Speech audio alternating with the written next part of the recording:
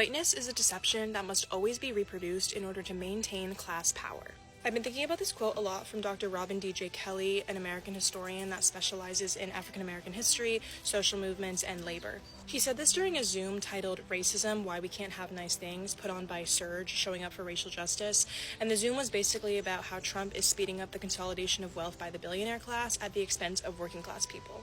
I feel like a lot of us know this intrinsically or worse, personally experience it, but I want to talk about the uniquely racial aspect of Project 2025. Since the advent of our capitalist society, power has been concentrated in the hands of a few who benefit from the exploitation and the suffering of the many. The question then becomes, how do you keep people who are being exploited docile about their own exploitation?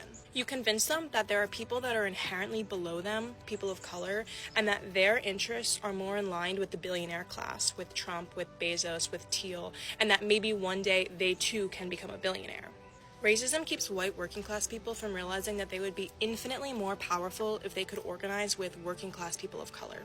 Racism is distinctly a tool to keep working class people from realizing class consciousness.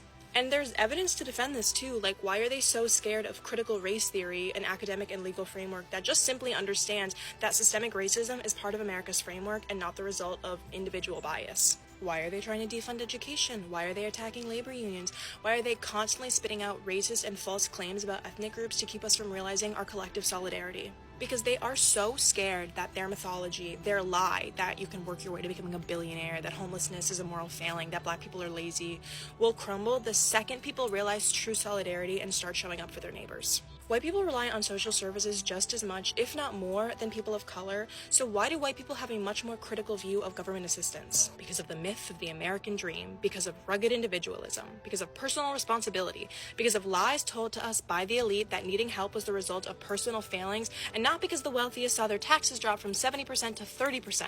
Not the freezing of real wages, it's that one single black mother that applied for TANF. Dr. Kelly closes his lecture by saying that if we are ever going to defeat fascism, we need a strong, multiracial, united left that is not afraid to talk about race. We need to be comfortable calling out the creation of whiteness simply to be contrasted with non-whiteness. And that's exactly what groups like Surge are doing, literally sloganed, a home for white people working for justice. I highly recommend jumping on one of their Zoom calls to learn more about volunteer opportunities, or just get some talking points to call in your racist uncle. We need to turn to the white people closest to us that are taken advantage of by our racist, patriarchal, capitalist system, and help them realize that any animosity that they feel towards people of color is exactly what our racist, oligarchical overlords want from them.